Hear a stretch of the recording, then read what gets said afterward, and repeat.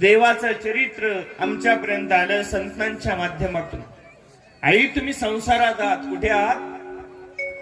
संसारात आहात। आणि संसारामध्ये हा जीव दुःखी असतो, त्रस्त असतो, आणि या दुःखी त्रस्त जीवाला या संसार दुःखातून सोडवण्यासाठी भगवंताची कथा असते।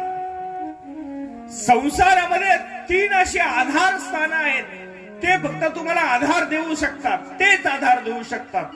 तर दुःखातून आधार देणारे 3 स्थान आहेत आई, 3 स्थान। दुःखातून आधार देणारे किती स्थान आहेत? 3 स्थान। संत वर्णन करतात, संसार तापदग्धानाम त्रयो विश्रांती हेतवः संसारः संसार तापदग्धानाम त्रयो विश्रांती हेतवः अपत्यं च कलत्रं च संत संगतिरेव च। संसारामध्ये 3 गोष्टी तुम्हाला आधार देतात। पहिलं अपत्य। संसारामध्ये दुःख झालं, कष्ट झालं आई, तर तुमचा मुलगा तुम्हाला आधार देतो। मुलगा आधार देतो, अपत्य आधार देतो। मुलगी आधार देते, म्हणजेच अपत्य तुम्हाला संसारामध्ये आधार देते। संसारामध्ये आधार देणारा पहिला आहे संतती, जिच्यासाठी तुम्ही देवासमोर ओटी पसरता, देवा माझ्या संसाराला एखादं फूल लागू दे। म्हणून बाबांना म्हणता, बाबा हिच्या ओटीत नारळ टाका, देवाला विनंती करा, आमच्या अंगणामध्ये बालकृष्ण खेळू द्या। ते अपत्य संसारामध्ये त्या आईच्या पाठीमागे, त्या बापाच्या पाठीमागे आधार स्थान म्हणून त्यांच्या उतार वयामध्ये ते उभं राहतं।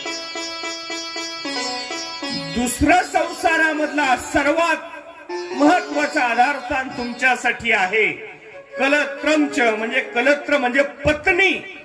तुमच्या संसारात तुम्हाला सर्वात मोठा आधारभूत घटक कोणता असेल तर ती तुमची पत्नी। आणि तिसरा संसारामध्ये आधारभूत असलेला घटक म्हणजे संत संगतिरेव च।